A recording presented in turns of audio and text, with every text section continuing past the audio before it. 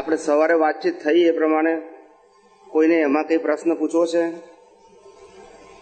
માઇકમાં પૂછો.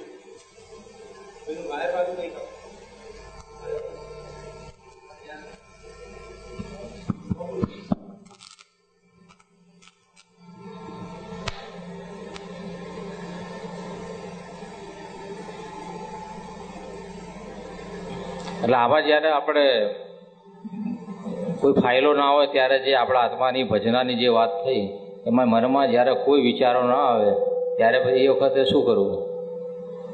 ઘરમાં કોઈ વિચારો કોઈ ના આવે મનમાં. વિચારોનો પ્રશ્ન છે ને. આપણે વિચારો આવે કે વિચારો ના આવે તો મનનો સ્વભાવ છે. બરોબર. આપણે આપણા આત્માના શુદ્ધ ઉપયોગમાં રહેવું હોય, કોઈ ફાઇલ ના હોય ત્યારે ગમે ત્યારે રહી શકીએ. સમજાય છે? એટલે એ વખતે પ્રકૃતિની સાથે હોવા છતાંય આપણો ઉપયોગ પ્રકૃતિથી મુક્ત એવા પરમાત્મામાં હોવો જોઈએ. બરોબર. સમજાય છે? એટલે હું શુદ્ધાત્મા છું એટલે પણ મિકેનિકલ નહીં પડે. મેં તને સવારે બતાવ્યું ને એવી રીતે. બરોબર.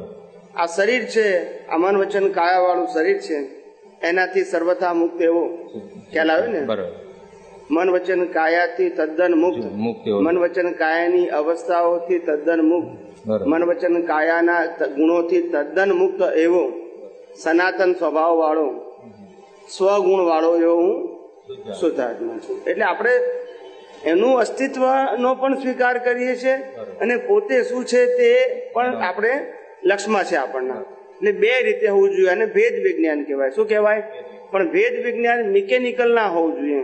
હું એકલું શુદ્ધાત્મા બોલો તો મિકેનિકલ થઈ જાય. હા, પ્રકૃતિની સામે હું આવો છું. પ્રકૃતિ વેદનીય છે તો હું નિર્વેદક છું.